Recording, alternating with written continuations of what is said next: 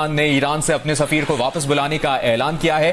पाकिस्तान से भी ईरानी सफीर को जाने का कह दिया गया है। कुलभूषण जाधव जैशुल अदल ने अपहरण करके इनको आईएसआई को बेच दिया। जो जैशुल अदल के जो ठिकाने हैं दो, उनको तबाह कर दिया गया है। ईरान की तरफ से कई सारी मिसाइल्स दागी गई, ड्रोन्स दागे गए और इनका टारगेट था जैश अदल के 2 ठिकाने। बड़ी खबर पाकिस्तान से मिल रही है। पाकिस्तान पर ईरान के हमले में 100 से ज्यादा लोगों के मारे जाने की खबर है। बलूचिस्तान में हुए ईरान के हवाई हमले में अब तक 100 से ज्यादा लोग मारे जाने की बात सामने आ रही है। इसलिए We have also decided to suspend all high-level visits which were ongoing or were planned between Pakistan and Iran in the coming days. Iran ने कार्रवाई करी। ईरानियन रेवोल्यूशन गार्ड्स ने इस ऑर्गेनाइजेशन को पूरी तरह तबाह कर दिया। इसका जो बॉस था उसको मार दिया। इस तरह की सर्जिकल स्ट्राइक जब इंडिया ने की थी या किसी भी तरफ से जब होती है तो पाकिस्तान की तरफ से असलियत को छुपाने की एक बहुत पुरानी रिवायत है और उसी को देखते हुए लगता नहीं है कि सिर्फ 2 बच्चों की जानें गई होंगी या इस किस्म के 3 लोग जख्मी हुए होंगे। जैसा कि दोस्तों आपने क्लिप में देखा, पाकिस्तान के आतंकी संगठन जैशुल अदल के लगभग 100 से ज्यादा आतंकी मारे जा चुके हैं। ये वही संगठन है जिसने मार्च 2016 में कुलभूषण यादव को ईरान के चाबहार से अगवा किया था। यादव के अपहरण करने के बाद यह आतंकी संगठन भारतीय खुफिया एजेंसी की रडार पर आ गया था। एजेंसियों का कहना है कि यादव के अपहरण के बाद जैशुल अदल ने उसे पाकिस्तान के आतंकी संगठन आईएसआई को सौंप दिया था। लेकिन अब बलूचिस्तान में जैशुल अदल के ठिकानों पर ईरान ने मिसाइल और ड्रोन हमले के बाद यह संगठन एक बार फिर सुर्खियों में आ गया है। बताया जा रहा है कि इसमें 100 आतंकी मारे जा चुके हैं, लेकिन पाकिस्तान मारे गए आतंकियों की गिनती नहीं बता रहा। इस एयर स्ट्राइक से पाकिस्तान बुरी तरह से बौखला गया है। उसने अपने राजदूत को ईरान से वापस बुला लिया है और ईरान के राजदूत को निष्कासित कर दिया है। पाकिस्तान शुरू से ही आतंकवाद को बढ़ावा देता आया है। ईरान द्वारा की एयर स्ट्राइक इसी का नतीजा है। अब पाकिस्तान और ईरान के रिश्ते काफी बिगड़ते हुए नजर आ रहे हैं। कल हमला वाकई जैशुल अदल के कैंप पर हुआ है। We have also informed them that Pakistan has decided to recall its ambassador from Iran. इसलिए कि ईरान या कोई भी कंट्री कहीं पर भी अगर सर्जिकल स्ट्राइक करती है तो यकीनन वो टारगेट तक पहुंचने की पूरी कोशिश करते हैं और जिस तरह की बताई जा रही है स्ट्राइक के, उसमें मिसाइल्स भी इस्तेमाल हुए हैं। बहुत ही चौंकाने वाली खबर आई और बहुत ही दिलचस्प वाकया घटा और ये कार्रवाई हुई पाकिस्तान के बलूचिस्तान के अंदर और कार्रवाई करी ईरान ने। ईरान की तरफ से कई सारी मिसाइल्स दागी गई, ड्रोन्स दागे गए और इनका टारगेट था जैश अदल के 2 ठिकाने। अब ये जैश अदल कौन है? आप सबने कुलभूषण जाधव का नाम जरूर सुना होगा। ये भारतीय नौसेना के कमांडर हैं और प्री मैच्योर रिटायरमेंट के बाद ये अपना बिजनेस करते थे।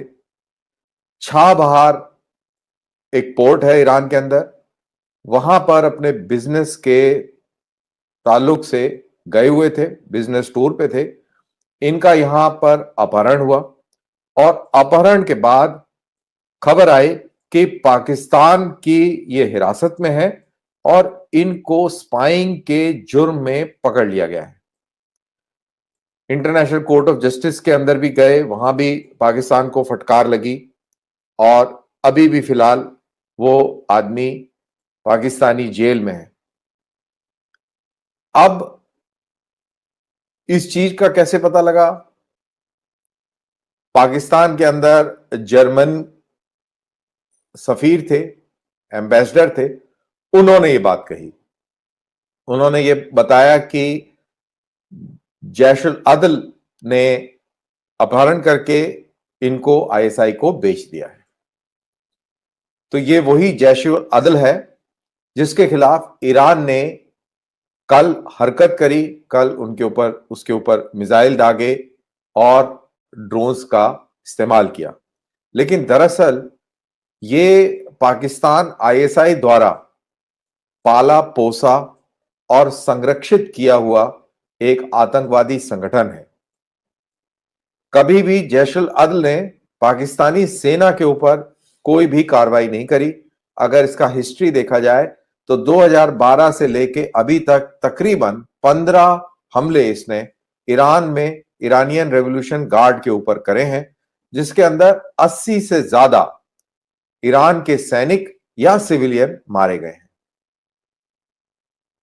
इनके ऊपर ईरान ने ये कार्रवाई करी है। फिर ईरान ने कार्रवाई करी, इरानियन रेवोल्यूशन गार्ड्स ने इस ऑर्गेनाइजेशन को पूरी तरह तबाह कर दिया। इसका जो बॉस था उसको मार दिया। और जशुल अदल, जी हाँ, ये एक मिलिटेंट ग्रुप है बलूचिस्तान का, वहां पर अटैक किया गया है। साथ साथ फॉरेन ऑफिस की तरफ से ये बताया गया है कि जी जो प्रेस रिलीज आई है उसमें जी बहुत नाराजगी जाहिर की गई है ईरान के साथ कि ईरान ने ऐसा किया है। और ये भी कहा जा रहा है कि वहां पर 2 बच्चे हैं जिनकी जानें गई हैं और 3 लोग हैं जो जख्मी हुए हैं।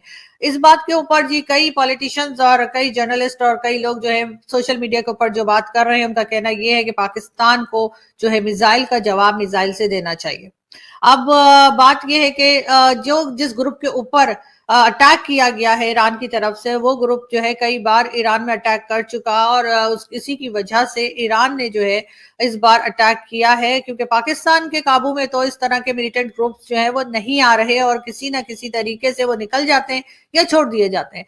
तो बहरहाल ईरान की तरफ से ये अटैक किया गया और उसके बाद जो है ये भी कहा जा रहा है कि जी जैसे मैंने आपसे कहा कि 2 बच्चों का बताया जा रहा है कि उनकी जानें गई हैं, लेकिन साथ साथ ये भी है कि कई लोगों को ये इंतजार है कि फुल एक कंप्लीट जो स्टेटमेंट है फॉरेन ऑफिस की तरफ से वो आ जाए या आईएसपीआर की तरफ से आ जाए, इसलिए कि इस तरह की सर्जिकल स्ट्राइक जब इंडिया ने की थी या किसी भी तरफ से जब होती है तो पाकिस्तान की तरफ से असलियत को छुपाने की एक बहुत पुरानी रिवायत है। और उसी को देखते हुए लगता नहीं है कि सिर्फ 2 बच्चों की जानें गई होंगी या इस किस्म के 3 लोग जख्मी हुए होंगे, इसलिए कि ईरान या कोई भी कंट्री कहीं पर भी अगर सर्जिकल स्ट्राइक करती है तो यकीनन वो टारगेट तक पहुंचने की पूरी कोशिश करते हैं। और जिस तरह की बताई जा रही है स्ट्राइक के, उसमें मिसाइल्स भी इस्तेमाल हुए हैं और उसके अंदर जो है वो ड्रोन्स का इस्तेमाल भी किया गया है। तो ऐसा तो नहीं हो सकता कि उन्होंने उनमें से यानी जो मिलिटेंट ग्रुप है वहां पे उसका किसी भी आदमी को कोई नुकसान ना पहुंचा हो और सिर्फ 2 बच्चों को नुकसान पहुंचा हो। लेकिन बहरहाल पाकिस्तान की तरफ से अभी फिलहाल यही स्टेटमेंट आया है। ये और बात है कि ये इस वक्त ये भी कहा जा रहा है कि जी सीरिया और उसके अलावा इराक पर भी जो है इसी किस्म की सर्जिकल स्ट्राइक ईरान ने की है। साथ साथ जी सोशल मीडिया पर जो खबरें चल रही हैं या जो बातें चल रही हैं उसमें डॉक्टर जयशंकर के ईरान विजिट को लेकर भी बातचीत की जा रही है और ये भी एक डर या खदशा जाहिर किया जा रहा है कि हो सकता है कि इंडियन फॉरेन मिनिस्टर के विजिट के बाद ही ईरान ने इस तरह की कोई डिसीजन ली हो, लेकिन ये कोई जरूरी नहीं है। ये बात जो है वो यकीनन कोई भी होगा तो ये इस किस्म की बातें की जाएंगी, क्योंकि फॉरेन मिनिस्टर है इंडिया के उस वक्त वहां पे मौजूद थे तो ईरान में, और उसके फौरन बाद ही इस तरह की बात की गई है। तो लेकिन इसके साथ कोई कनेक्शन जो अक्सर लोग यानी कि जो हमारे यहाँ जो कहना चाहिए इंटेलेक्चुअल किस्म के लोग हैं या थोड़ी बहुत अक्ल रखते हैं, वो इस बात को